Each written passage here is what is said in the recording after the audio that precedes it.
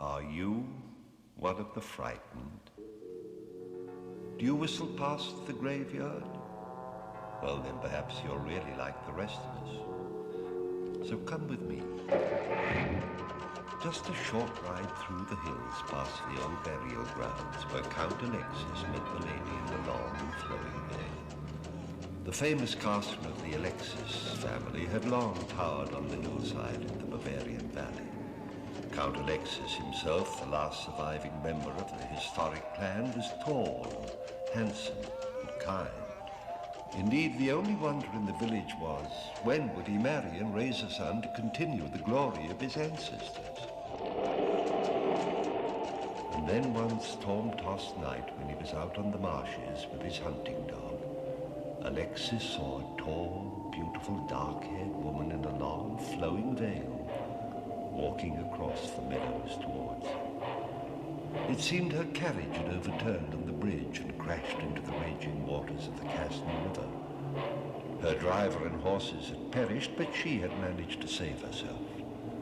The Count had already surrendered to the romance of their meeting, but only the hound dog seemed to whimper and growl and behave badly whenever the lady drew near him. But the Count insisted that the lady be his guest and took her straight to his castle.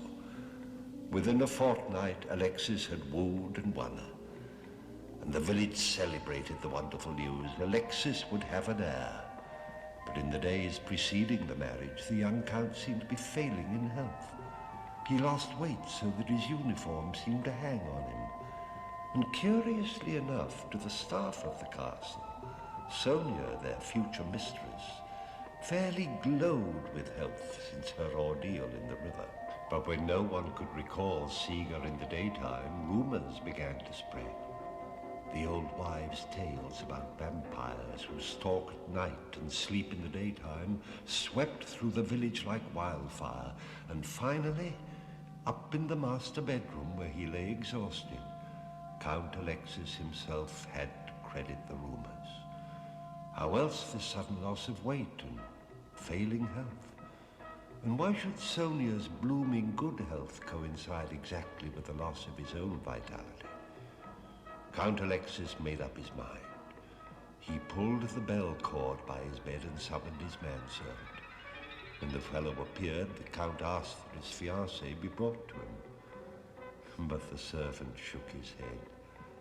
The Lady Sonia had gone out before dawn, riding off to the west, as was her usual custom. Count Alexis had heard enough. He dressed, armed himself with a short dagger, and ordered his fastest horse. He thundered down the castle road off to the west, towards the very spot where he had first met Sonia. The meadows were barren, and darkness was coming on. The Count led his horse carefully over the hilly ground. Finally, he found what he was looking for. A stone slab set in the earth, covered over with vines and leaves. Triumphantly, he dragged it to one side, and looking down, he could just make out an open coffin with Sonia lying in it, her pale beauty and blood-red lips gleaming in the dying light. Alexis drew his dagger and raised it for the kill. It is said the only way that you can kill a vampire is a stake through the heart while it sleeps. But suddenly, the dagger fell from his hands, and a slow, eerie smile played over his face. Like a stone man, he settled down beside her to wait for the vampire's hour. For he had learned Sonia's secret too late to stop him from becoming a vampire himself. See now, my friend, see? Those two bats wheeling through the darkness. It's Sonia and Count Alexis winging through the night and waiting for the chance to assume human form again. You don't believe me? Well, I'm sorry. The people of the village will believe nothing else. My, but you do have a soft, delicate throat. We measure things by what we are. To the maggots in the cheese is the universe. To the worms in the corpse is the cosmos. How then can we be so cocksure about our world? Just because of our telescopes and microscopes and the splitting of the atom? Certainly not. Science is but an organized system of ignorance. There are more things in heaven and on earth than are dreamt of in your philosophy. What do we know about the beyond? Do we know what's behind the beyond? I'm afraid some of us hardly know what's beyond the behind. Creatures of twilight and illusion, we drift and drift toward our unknown ends. And that's why I feel the best thing is not to be born. But who is as lucky as that? To whom does it happen? Not to one among millions and millions of people. Say your prayers and go to your homes, children. Tonight is no night for candy and treats, for there are nothing but tricks on a night like this. Santa Maria, you must return to your homes, for the devil walks the streets these nights. Our tour begins here in this ghostly gallery.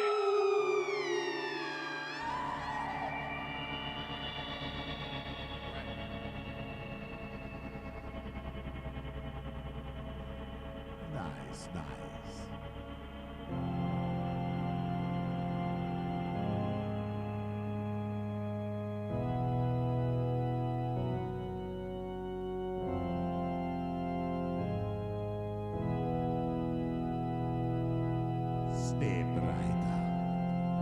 Step right up.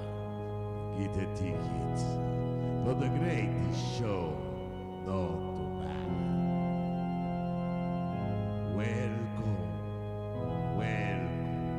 Welcome in and enjoy the show. Welcome to the 128th rendition of Haunted Breakfast Course in Tahiti / Luna de la Muerte. Are you startled? So am I. So let us begin.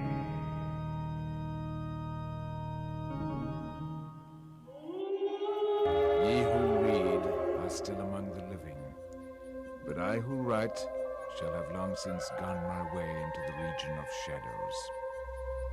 For indeed strange things shall happen, and secret things be known, and many centuries shall pass away ere these memorials be seen of men.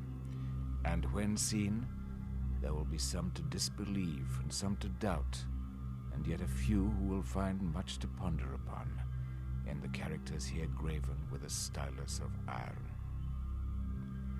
The year had been a year of terror, and of feelings more intense than terror, for which there is no name upon the earth. For many prodigies and signs had taken place, and far and wide over sea and land the black wings of the pestilence were spread abroad. To those nevertheless cunning in the stars, it was not unknown that the heavens were an aspect of ill. And to me, the Greek Oinus, among others, it was evident that now had arrived the alternation of that 794th year when, at the entrance of Aries, the planet Jupiter is conjoined with the red ring of the terrible Saturnus. The peculiar spirit of the skies, if I mistake not greatly, made itself manifest, not only in the physical orb of the earth, but in the souls, imaginations, and meditations of mankind. Over some flasks of the red Chian wine, within the walls of a noble home in a dim city called Ptolemais, we sat, at night, a company of 7. And to our chamber there was no entrance save a lofty door of brass, and the door was fashioned by the artisan Corinus, and being of rare workmanship was fastened from within.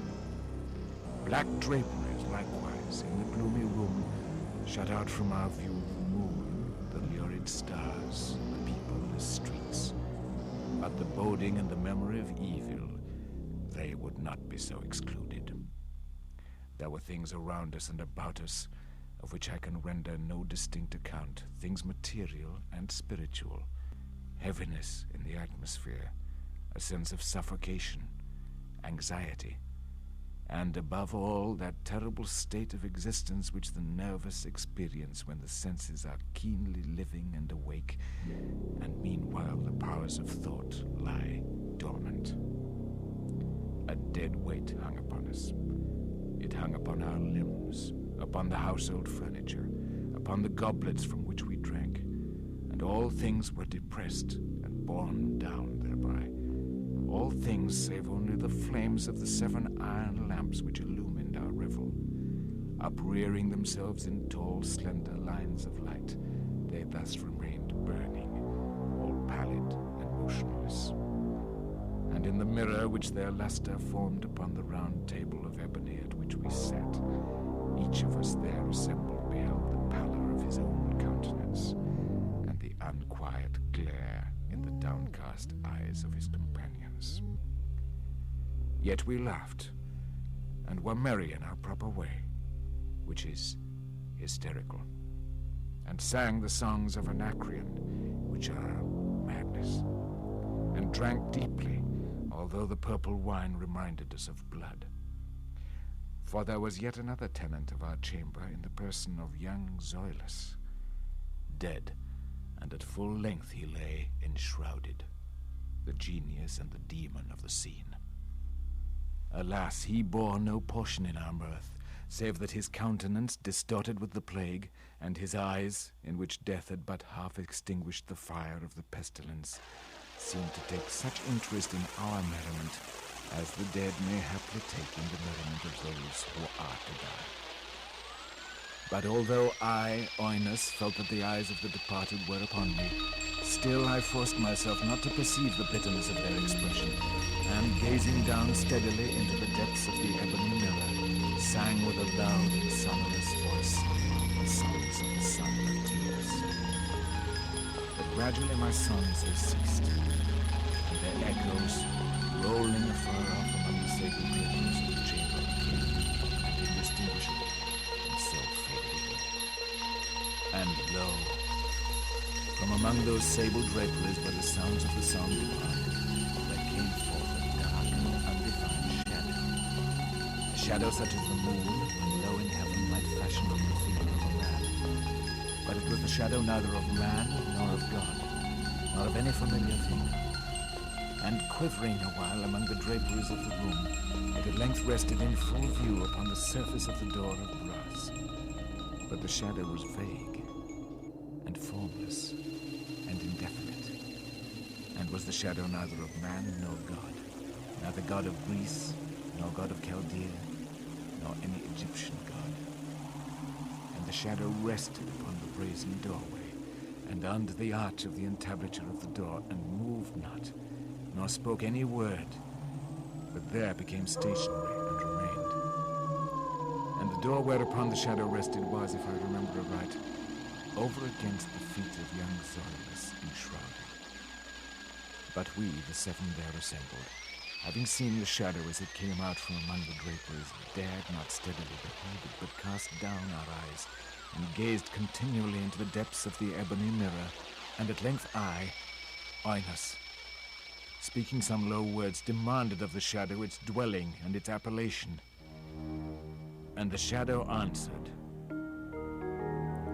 I am Shadow, and my dwelling is near the catacombs of Ptolemais, and hard by those dim plains of Helusion which border upon the foul Charonian Canal. And then did we, the 7, start from our seats in horror, and stand trembling and shuddering and aghast. For the tones of the voice of the shadow were not the tones of any one being, but of a multitude of beings, and varying in their cadences from syllable to syllable, fell duskly upon our ears in the well-remembered and familiar accents of many thousand departed friends.